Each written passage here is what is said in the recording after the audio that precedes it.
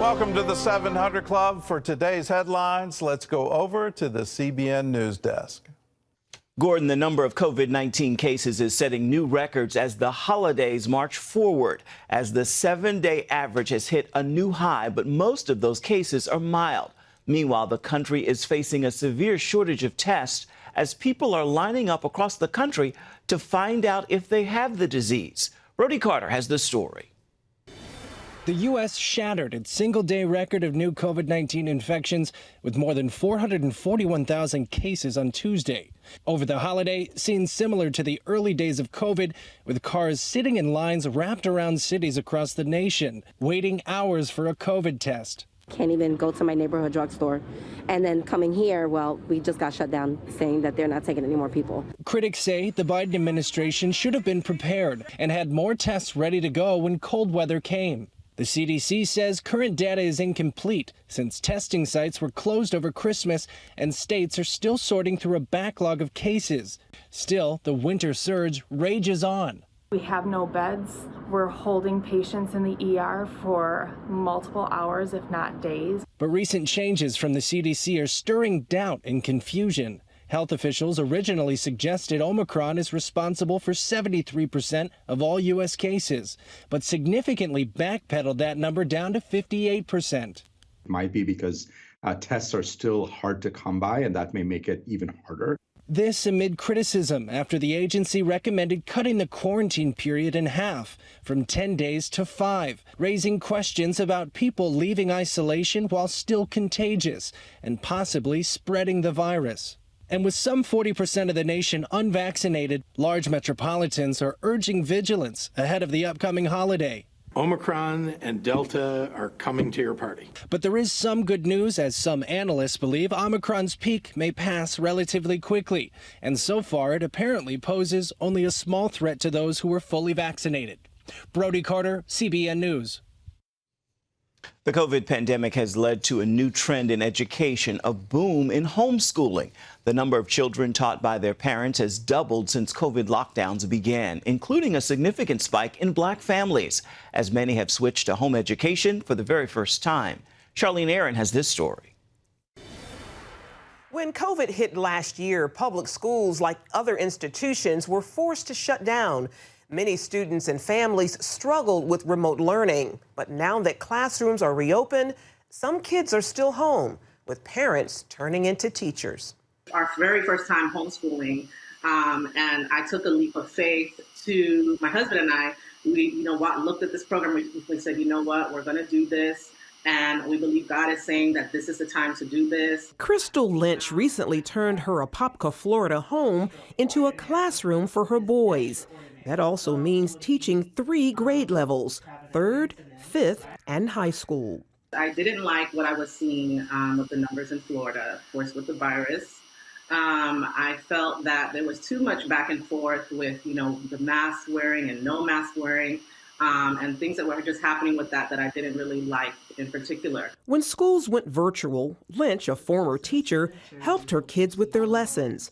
She soon discovered it was easier to teach them at home, while also protecting them from COVID and the debate surrounding it. I pulled them out. I could have put them in the public school, virtual school. I was just like, no, I'm not doing this. I'm not going to wait on anyone. I'm going to just take it into my own, our own hands. According to U.S. Census Bureau data, the pandemic has sparked new interest in homeschooling.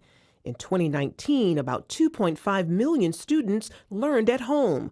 Today, that number has doubled to nearly 5 million.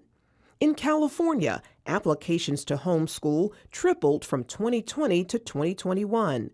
And Black households saw the largest boost, the rate rising from 3.3% in the spring of 2020 to 16.1% in the fall. Brian Ray is president of the National Home Education Research Institute.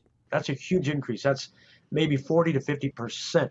That's about maybe more now than in all of Catholic schools, and that's a pretty big system. It's rivaling charter schools now. Virginia is part of this growing trend. We have gone from 44,000 homeschoolers to over 65,000 homeschoolers just in the state of Virginia alone. Yvonne Bunn of the state's Home Educators Association says while COVID plays a role in the increase, other factors are also having an impact. For example, more schools are adopting critical race theory, an academic concept teaching racism exists everywhere in America. Of course, right now we are seeing a lot of reaction to COVID, and because of health reasons, parents are considering, sometimes the child is not able to wear a mask in school. CRT is also a factor. We have certainly seen a tremendous outcry from the community. They are not happy with this, and many minority homeschoolers are not, parents are not happy with this either. Ray says many want to shield their kids from other hot-button issues, such as transgender policies in public schools. Parents are realizing, what you let flow over your child's heart and mind 6 hours per day absolutely has an effect. Bunn says leaders in the faith community are also searching for better educational options for families.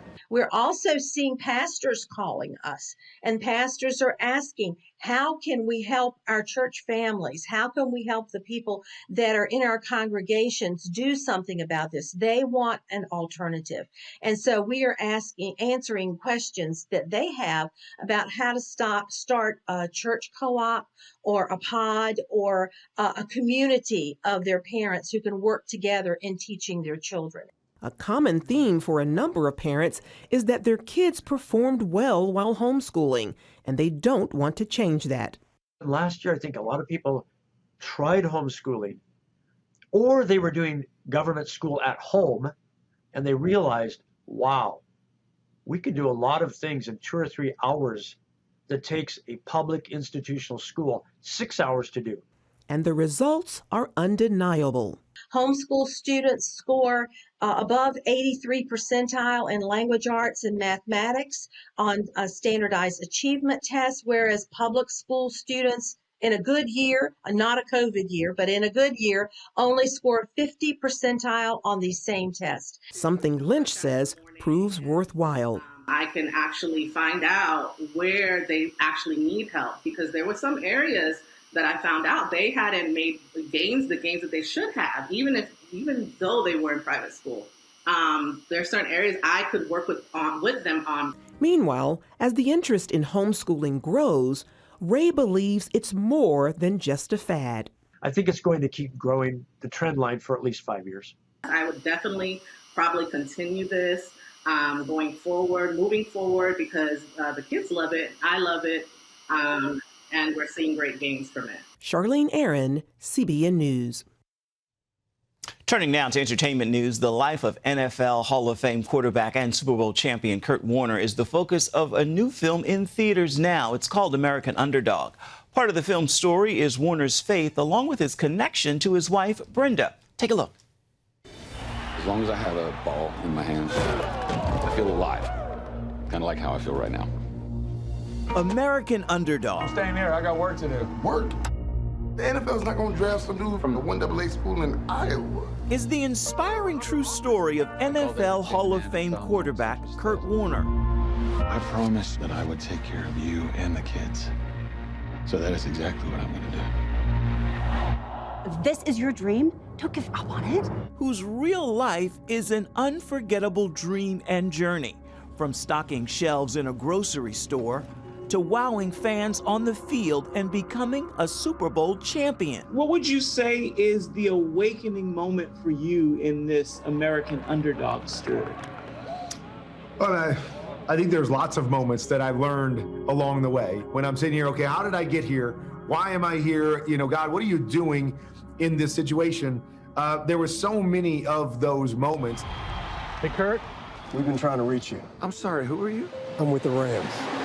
How do you tell the impossible story? One step at a time with a great team. I think first of all is how you do it. But I will say this: I can't believe that in God's plan that this movie has not been made, and that we're the ones that get to make it. John and Andrew, the Irwin brothers, direct the film. with an award-winning cast, including Zachary Levi as Kurt Warner. Zach, the filmmakers say that you were born for this role. How do you respond? I'd say thank you. That's what I would say. And Coach, thank you. It felt very much like God's fingerprints were all over it. So I would agree to them to that extent. You know, if this is all part of my journey since being born, then yes, I was born for this role. And Academy Award-winning actress Anna Paquin as his wife, Brenda. Anna, describe Brenda Warner to us. The kindest, gentlest, most loving human. She is tough as they come on the outside and can withstand more than most human beings can and still get up and keep going. Go out there and you show the world what I've known all along. Where does that strength come from? I believe it comes from my foundation of faith. I have a strong faith that there's a plan for my life and that I'm loved by an amazing God. Now a celebrated celebrity couple, the Warners still lean on their love for God and their love for each other to defy all the odds. This is what faith looks like. I don't know where we go from here. I don't know what comes next, but we did this. We did this together.